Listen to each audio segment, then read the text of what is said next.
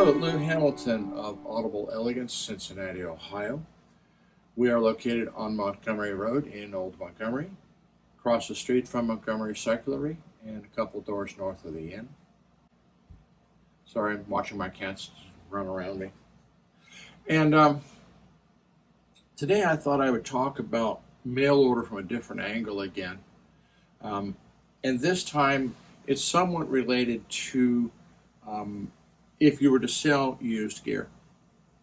And that is the quality of care in terms of handling done by the three major carriers, FedEx, UPS, and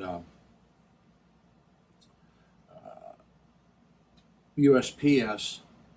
And then I'm not going to forget, let's bring in the wonderful guys of Amazon. And one of the things that's becoming more and more problematic, not only for us receiving gear, but in general, is the amount of abuse that the package goes through before it even reaches you.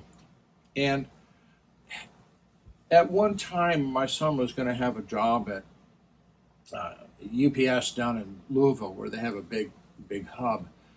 And his job was to stand there with a big pole, and if a package got jammed in a way keeping the conveyor belts from running efficiently and things piling up, his job was to take that pole and blow that box off, whatever was jamming it, blow it off out of the way so that the rest could flow.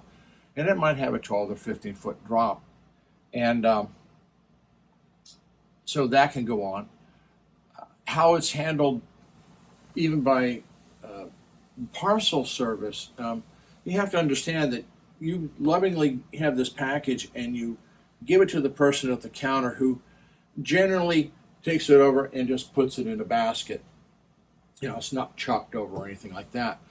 But you have to understand that those baskets are eventually accumulated into hoppers, and those hoppers are dumped like a dump truck. So depending upon the service that you use, your little 3-pound package may be the recipient of a 50 or 60-pound box landing on it, creating all sorts of havoc, needless to say. And that's just how things are moved.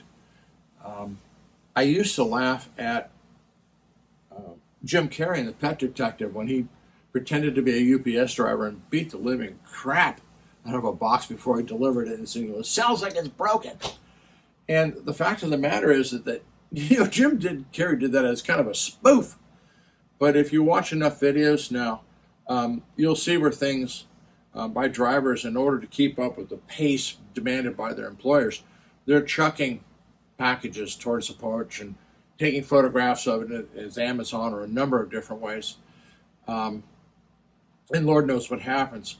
I've got problems here where I had a picture of it, and I had something shipped to me, and rather than bringing the box to the porch, which typically they put it on my porch where it gets rained on, as opposed to the big porch where it's covered, they took this box and they actually crushed it to cram it into the mailbox. And fortunately, what I had wasn't affected, but the quality of care in terms of package delivery has dropped dramatically. And we first started seeing this years ago when B&W and Rotel, who were located in Boston, moved their repair center from Rochester, New York to Boston, and immediately the amount of freight damage just went through the roof. And so they actually had to move repair at that time back to Rochester so things weren't destroyed. We even double boxed amplifiers, and they came all back to us all bent up. So that's been going on. The other thing that's also occurring is that the delays in the systems now can be significant. I've had several situations using the postal system where an item is supposed to go from me here in Virginia to somebody in Chicago, and a month and a half later, after it's visited Texas, California, and Phoenix, Arizona, eventually gets delivered back to Chicago for them to try to return it to me here for it to be sent back. So shipping services are anywhere and everywhere. anymore. And so, we've started seeing requests from people, I got something and it's not quite right, and they bought something used, and, you know, there's not much we can do about freight damage. So, if you're shipping something, pack it like it was meant for the Samsonite Gorilla Bang in the suitcase around the Gorilla Cage. It might work very well. I recently had somebody who wanted me to ship a Conrad Johnson MV75 A1 to him, and oh, it'll only cost $90. No, it probably costs about $75 just in the packing alone, maybe.